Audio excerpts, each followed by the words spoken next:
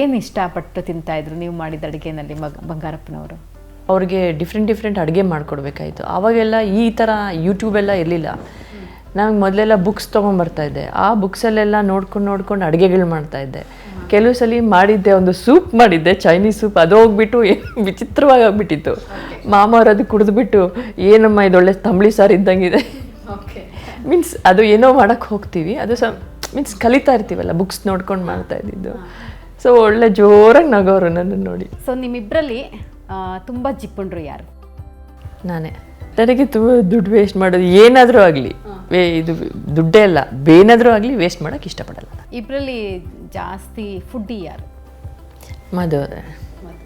ನಾನು ತಿಂತೀನಿ, ಬಟ್ ಜಾಸ್ತಿ. ಓಕೆ, ಯಾವ ಥರ ಫುಡ್ ಇಷ್ಟಪಡ್ತಾರೆ?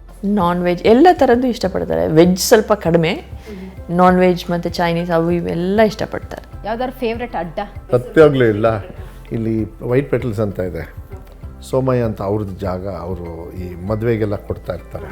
ಸೊ ಯಾರಾದ್ರೂ ಒಳ್ಳೆ ಊಟ ಇದ್ದರೆ ಬೇರೆಯವ್ರದ್ದು ಮತ್ತು ಒಳ್ಳೆ ಅಡುಗೆ ಇದೆ ಅಂತಾರೆ.